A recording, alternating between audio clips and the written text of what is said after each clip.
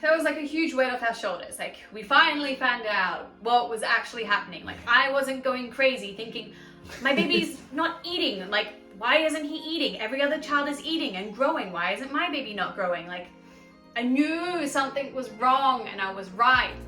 Trust your gut. Always trust your gut.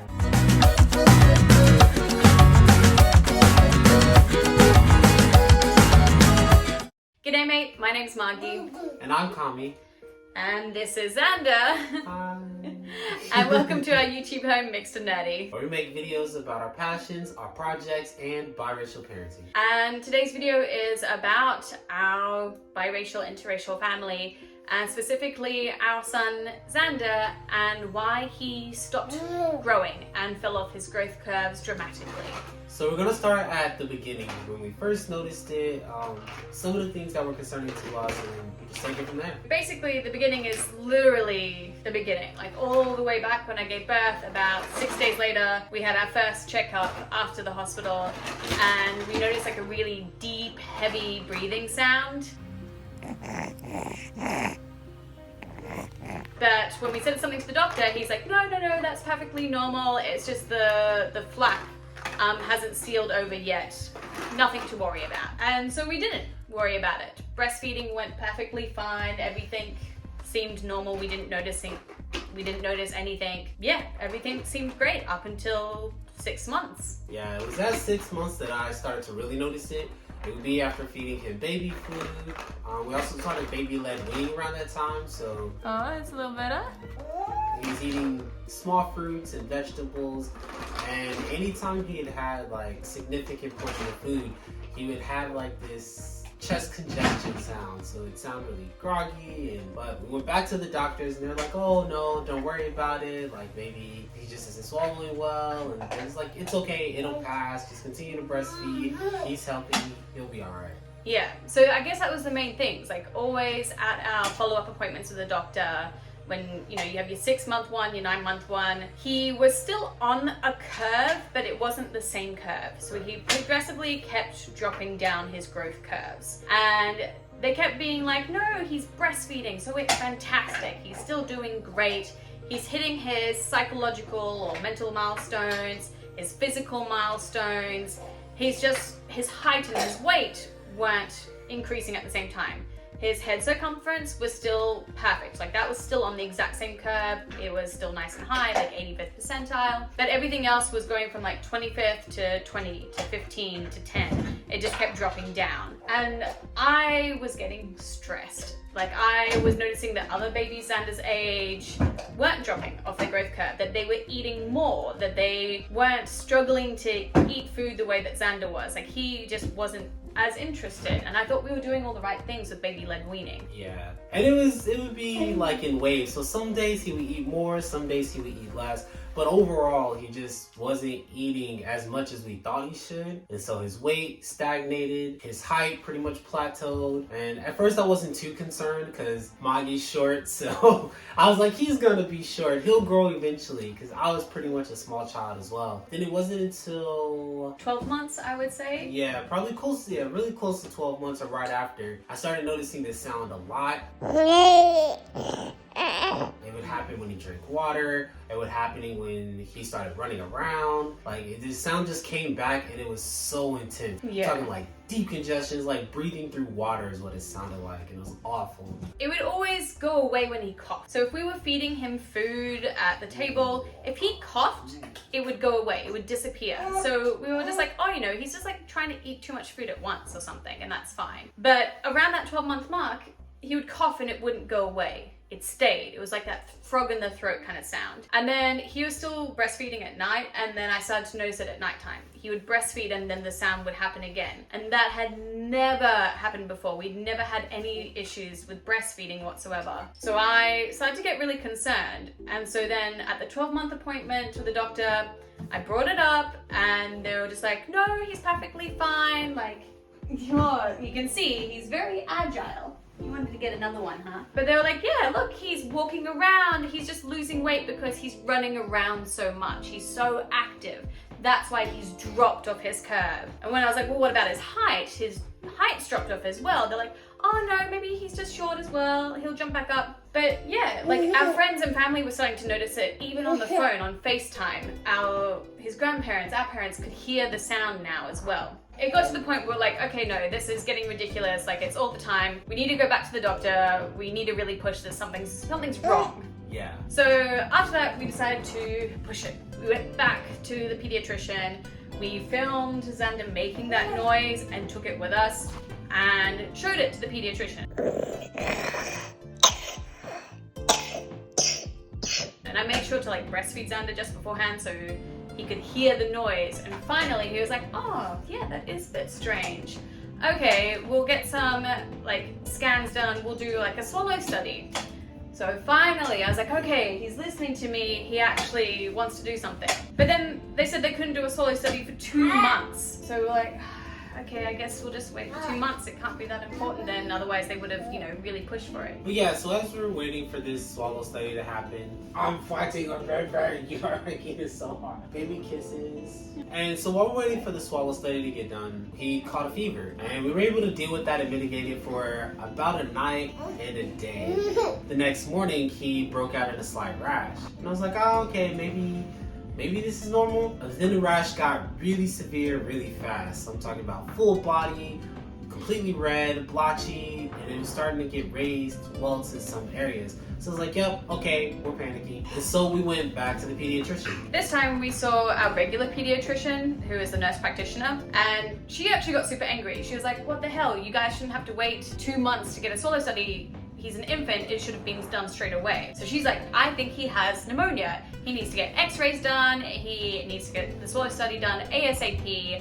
I'm gonna put it all through right now. They will contact you within the next few hours. Go straight to the hospital now to get the x-rays done, and I'll put in for some antibiotics just in case. We went to the hospital, got the x-rays done, and then just went home, waited to hear back. And overnight, the fever got worse, the rash got worse, we started to freak out more, and so the next day we went to the ER because we just didn't really know what to do. So the doctor in the ER said that everything was fine, she could see some of the tests and there was nothing concerning. Now we just stayed there for the few hours so that they could monitor him and make sure everything was alright. Which, oh my god, insanely expensive. Thank goodness we have health insurance. Yeah, TRICARE health insurance in America.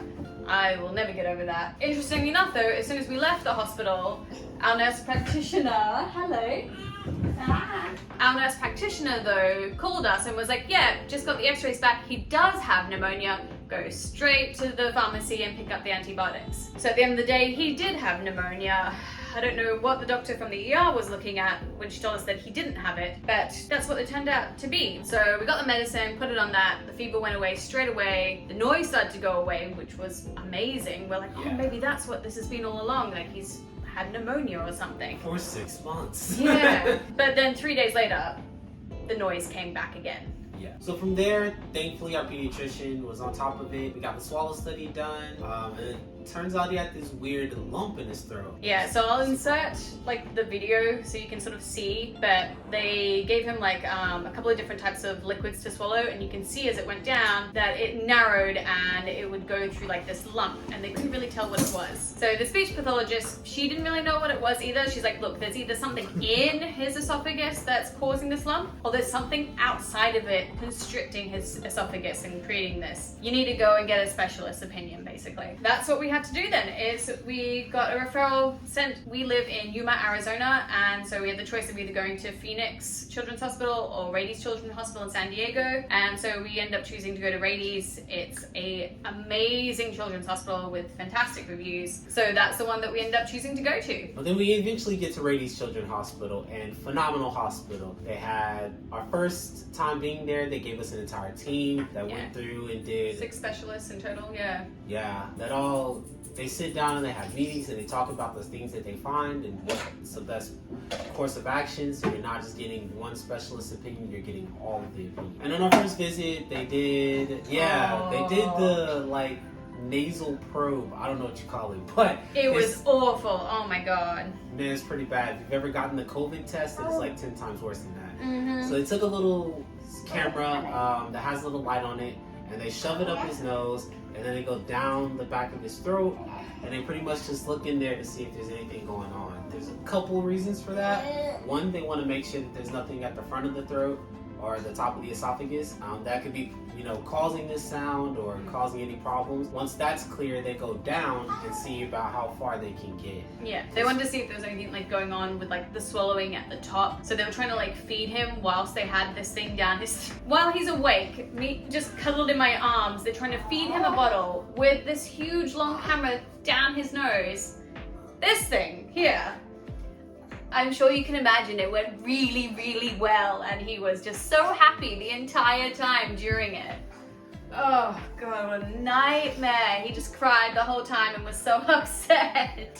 He's eating me. Yeah, it was a fail, but at least they got a couple of pictures out of it and we're like, oh yeah, there's nothing wrong at the top of it. So that was our first afternoon visit there. The next day was the most important one, which was they were going to put him under anesthesia and put an actual camera down his throat, take some samples from his esophagus, as well as do a CAT scan as well. So then they gave us some guidance. They said, hey, come back in early in the morning, but make sure he doesn't eat, which was, oh my goodness. You have a baby who's learning to sleep through the night, getting his entire routine shaken up. He's now in a new city, he's in a hotel room, he's getting poked and prodded by doctors for at least 4 hours at a time. They're like, yeah, make sure he doesn't eat. So we have to wake up early just to feed him, just to put him back to sleep before he goes into the hospital again to get more tests done. He was so unhappy because it was almost, 8 to 9 hours without eating. He had to go, just the poor thing, not understanding why he can't, because he didn't want to drink anything. He was already struggling to drink from water bottles because of what was going on with his throat. Breastfeeding was his main source of, food, liquids, everything like that. He couldn't understand why I wasn't feeding him. He was so upset and hangry. But yeah, finally they got him in about 11 o'clock. Everything got done. It wasn't until about 4 o'clock in the afternoon we finally got to see him again and I could feed him. He was out of it, babbling, baby drunk, trying to come out of the anesthesia. Yeah, and for that, they pretty much just took another tube, they put him to sleep, and then they stuck a tube down his throat so they could get a look at what was going on down there. If you don't know what you're looking for, it's not very obvious, but essentially they are checking the size of the passageway of his throat. So as they're going down there, the camera's fitting, and then you notice all of a sudden that the passage narrows drastically. It's less than half of the space that it usually has. But once they get past that, it opens back up. And they're like, this is very clearly a vascular ring. So they're just checking down there to see if he has ulcers or if there's any complications going on down there, because with his difficulty eating, he's probably not digesting a lot of food, which is why his weight stagnated, which is why he stopped growing and stopped showing any signs of growth, just because he couldn't get the right amount of food in his body. Once he's all out of it, we get to go back to the hotel. Next day we go in and we sit down with the doctors and they tell us, dun, da, da, da, it's a vascular ring. They show us on the screen the CAT scan, which is this really amazing 3D picture of his heart and all the aortic arches around it. And they explain to us that his aortic arch, rather than running down the left side of his body, ran down the right side of his body instead. And it's 1 in every 100 people or babies has an abnormality, which is called a vascular ring or aortic arch anomaly. But basically, one of the vascular arteries branched off from his aortic arch and wrapped around his esophagus and trachea. And it did that from when he was inside me as a fetus. And as he got older and older, that artery actually died. So there was no blood going through it. So it was just there, just this teeny little thing, but it was constricting it. And so as he got older and bigger, it was just like a ring, and it was squeezing it tighter and tighter and tighter, which is why as he got bigger and bigger, we could hear it more and more and more. As he tried to eat more and more, we heard it more and more. As he would try to breathe, take deeper breaths, as he was running around, we could hear it because it was also choking his trachea, so breathing tube as well. So he said it was really common, especially around the 12-month age, that they would find this in children, because that's about the time that you start to notice it. They try to eat more, drink more, they're running around more. Whilst it's only every 1 in 100 babies, it's technically rare. If you think about how many babies are born every year, they see this case quite often enough that it is a pretty straightforward kind of operation that they do. Yeah, I think they said it's about maybe 3 or 4 surgeries they'll do a year. And they're like, yeah, so it's a pretty standard operation. There's not much to worry about. It's been done. And luckily for us, within the last 10 or so years, there's actually been updates to how they do the surgery. So they're studying it, they're knowledgeable, and you're getting doctors at Reddy's Children's Hospital that are top-notch, superb, with an entire team that goes through and assesses your baby's condition. They check all the ins and outs. They make sure that they're not doing an unnecessary operation, and that the operation they're doing is going to fix the problem and not just fix one of the causes. That was like a huge weight off our shoulders. Like, we finally found out what was actually happening. Like, I wasn't going crazy thinking, my baby's not eating. Like, why isn't he eating? Every other child is eating and growing. Why isn't my baby not growing? Like, I knew something was wrong and I was right. Trust your gut, always trust your gut. So finally we had our answer of what was happening. So they were like, yep, okay, look, we can either schedule this ASAP or, we can give it a week or so. And just because we had to sort out, leave for work, getting everything sorted out at home, we're like, okay, we'll give it like a week or something. They're like, okay, well, we can't quite put it in a week, so we'll do it in like 2 weeks time. Part of me wishes like we just been like, let's get it done now. Because we scheduled it for those 2 weeks time, and then we got a call literally on the day that we were about to drive back to San Diego, being like, oh no, I'm sorry, the surgeons had like a personal emergency. Everything's cancelled this week. We've rescheduled it for the following week. Yeah. So basically, by the time Xander was 16 months old, we finally went to San Diego to get the surgery done. Yeah, that was frustrating. Enjoying our road trip. The surgery itself was fairly quick. Much quicker than all the tests, yeah. Yeah, I think it was like 45 minutes to an hour tops. They were done with the surgery, gave us a call. We're like, hey, surgery went great. There's nothing concerning. He's just upstairs, and they're just waiting for the anesthesia to wear off. And so we pretty much waited like an additional hour and a half for him to wake up normally. They made an incision through his back rather than in through the front, so it was a much simpler kind of surgery. They just go in through the back, literally cut out the artery that was wrapped around his esophagus and trachea. The surgeon told us that he kind of tried to mobilize the esophagus a little bit. He said it was incredibly disfigured in there. Like, he's like, it was really tight. I was like, yeah, I know. He wasn't eating anything. I'm aware of how tight it was. I could tell from the outside as his mother. But yeah, he said, even though we've cut it out, it's going to take like a month or 2 months for it to, actually open back up again and him be able to eat fully. So the sound will still be there for a little bit. But, these things will just take time, but it'll get there eventually. You'll just have to do some follow-up, x-rays and swallow studies just to see how it's going. So we were in the hospital under the assumption that we'd be there for maybe 3 days max. We were in the ICU, there was a bunch of tubes in him, a discharge tube from his chest, oxygen, IVs, everything like that. They're like, yeah, you should just be in here for a day, then we'll move you just out of the intense ICU into the regular ICU. And then, the discharge tube will come out and you guys will be gone. You'll be out of here in 2 days. Oh yeah. Well, lies. One of the few things that can happen with the surgery is they can nick a lymphatic system. And your lymphatic system, primarily for babies, helps, process all their fat. They live off fat, they grow off fat. Breast milk is primarily fatty. So he couldn't have any of that stuff. And they're like, well, it's normal to expect a little bit of discharge, especially right after surgery. The body's trying to recover. They're pumped mad full of IV fluid. There is going to be a little bit of swelling that's going to cause a little bit of fatty fluid to flow out. It's like, but if it's nothing concerning, then we'll see the amount that he puts out and the rate at which he puts it out. That'll decrease, and then overnight we'll be able to tell you whether or not you'll be in here much longer. That process didn't go so well. They were like, hey, he's like, we're just gonna flip to a low-fat diet and see if that helps. So we tried that, and then Dad fed baby French fries. It was only 3, but 3 French fries and way too many graham crackers led to a massive increase in fatty fluid. And so they're pretty much checking the color of it. They're checking how much it comes out. Because originally, like, it was like a reddy color. And then when I breastfed the first time, it switched straight away to like a milky white color. Oh my goodness. It's and like then when they told me to stop, milk. when they told me to stop breastfeeding, which was devastating. I didn't realize that that was gonna be something that would have to happen. Was not prepared. Made another video about that. You can check it out. It's meant to then, it took time for that to switch from that milky white to like a yellowy color again. Then the French fries went back to like a white color. And eventually went back to like a yellowy color. And then, oh man, it's just trial and error, honestly. It's not that there's an exact science to follow. It's just you're watching what your baby can tolerate at that time, and we were just kind of trying to get him to eat anything. He was sore. He didn't want to eat anything except for me. Like, he just wanted to nurse and he couldn't. He was so upset. He wasn't drinking any water, wasn't taking any bottles. The nurses are like, oh, do you want to try this? I'm like, you can try it, it's not gonna work.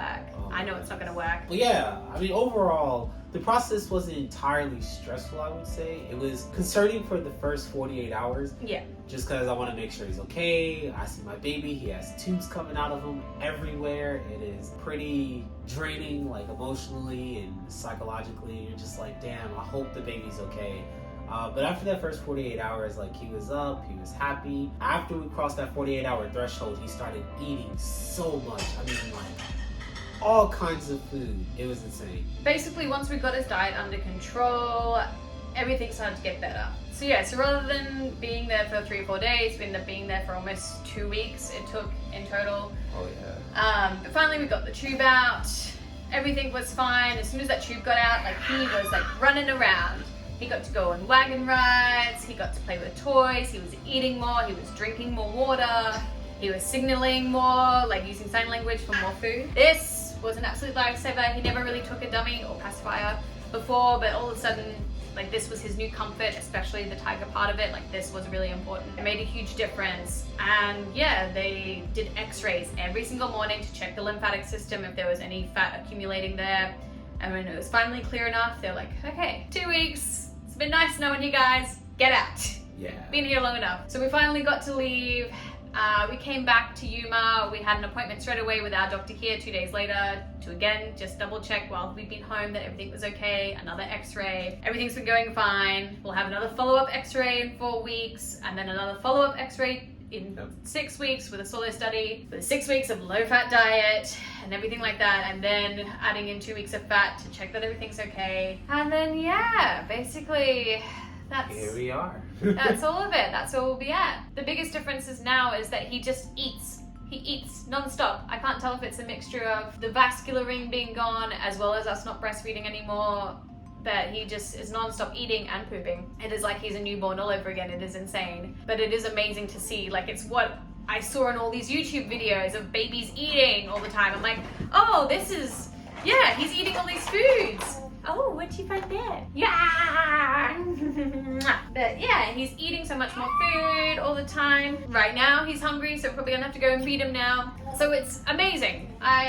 There's not much more I could say, but if you think that something's going on with your kid, trust your gut and go and see your pediatrician and just keep seeing them and tell them, and like, you never know what could be going on. But yeah, for us as Xander, like, it was quite clear that something was happening, and it took 6 months for us to finally get answers, basically. I'm glad at least we figured it out now, that we had the health insurance to actually get everything sorted out.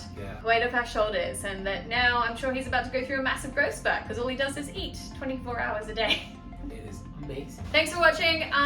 We're gonna make a few videos like this about our routine in the hospital, as well as things that you might need in there. My situation with breastfeeding, all of those linked down below, cards up on the top. If you like this kind of content, don't forget to like, subscribe, all of that fun stuff. Thank you so much for watching. We really appreciate it. And if you're going through a situation like this, I just hope that this video helps you guys. And don't forget, leave a comment, let us know if it was helpful. Sending all of our love to you as well.